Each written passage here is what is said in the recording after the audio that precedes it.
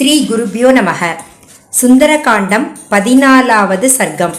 அசோகவனத்தில் தேடுதல் வேட்டை. வல்லமை படுத்த ஹனுமான் இது போன்ற சிந்தனைகளுக்கு பிறகு சீதையை மனதில் தியானித்துவிட்டு ராவணனின் அரண்மனையின் முன்புறச் சுவர் மீது தாவி குதித்தார். அந்த சுவற்றின் மீது நின்றபடி அவர் பூத்துக்குலுங்கிய பழங்கள் நிறைந்த சாலா, சம்பகா, அசோகா, உத்தாலகா, நாகா, மா போன்ற மரங்களை பார்த்து உடல் சிலிர்த்தார். பல்வகை கொடிகளால் சூழப்பட்ட அந்த மரங்களை நோக்கி அவர் வில்லிலிருந்து விடுபட்ட அம்பு போல் பாய்ந்தார்.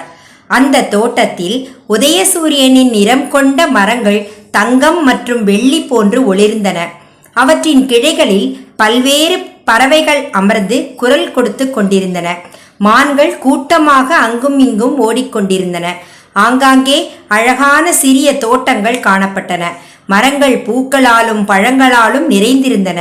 குதூகலம் நிறைந்த குயில்கள், தேனீக்கள், போதை கொண்ட மயில்கள் மற்றும் பல்வேறு பறவைகள் அங்கே நிறைந்து காணப்பட்டன. இத்தகைய சூழலில்தான் ஹனுமான் அங்கே நுழைந்தார்.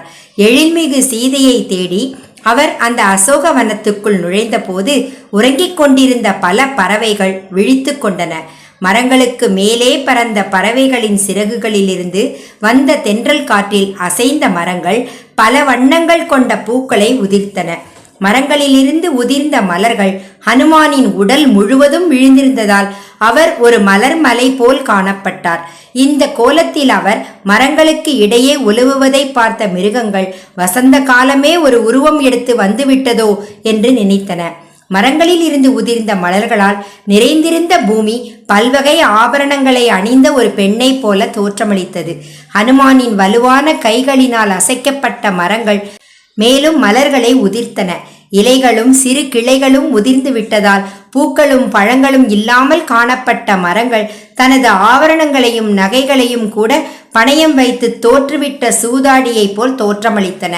புயலால் வீழ்த்தப்பட்டது போல் அழிக்கப்பட்டிருந்த மரங்களை விட்டு பறவைகள் வெளியேறின. மரங்களின் அடிபாகம் மட்டும்தான் மிஞ்சி இருந்ததால் பறவைகளால் அங்கே வசிக்க முடியவில்லை.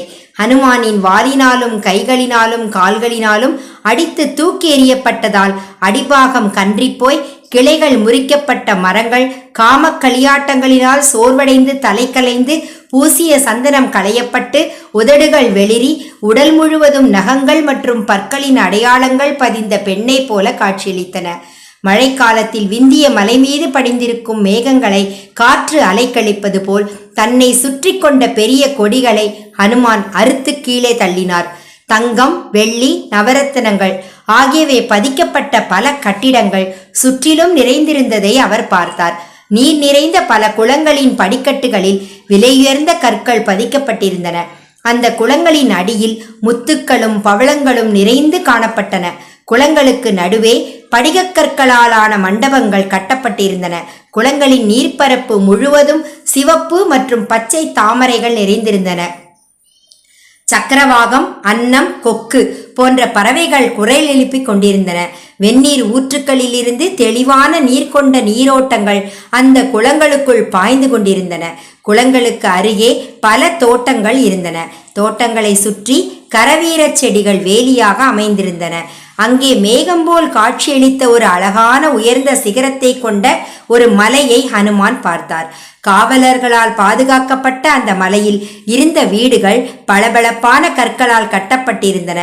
அந்த மலையை சுற்றிலும் பல்வகை மரங்களும் அழகிய கொடிகளும் இருந்தன. அந்த மலையிலிருந்து ஒரு ஆறு கீழே இறங்கி வந்த காட்சி ஒரு பெண் தன் காதலனின் மடியிலிருந்து இறங்கி வருவது போல் இருந்தது.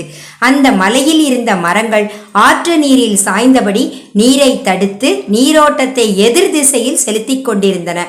அந்த காட்சி காதலனுடன் ஊடல் கொண்டு விலகி சென்ற பெண் தோழிகளால் சமாதானப்படுத்தப்பட்டு மீண்டும் காதலனிடம் திரும்பி வருவது போல இருந்தது.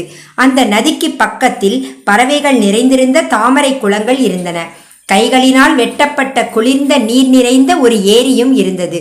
அதன் படிகள் விலையுயர்ந்த கற்களால் அமைக்கப்பட்டிருந்தன. அதன் அடிப்பகுதியில் முத்துக்களும் பவழங்களும் நிறைந்திருந்தன. அந்த ஏரியை சுற்றிலும் அழகிய மான்கள் நிறைந்த தோட்டம் இருந்தது. பல அழகிய பூந்தோட்டங்களும் அங்கே இருந்தன. அதன் நுழைவாயில்கள் விஸ்வகர்மாவினால் கலையழகுடன் உருவாக்கப்பட்டிருந்தன. தோட்டத்தில் இருந்த மரங்களில் பூக்களும் பழங்களும் நிறைந்திருந்தன. அந்த தோட்டத்தில் பல அலங்கார பதாகைகள் இருந்தன.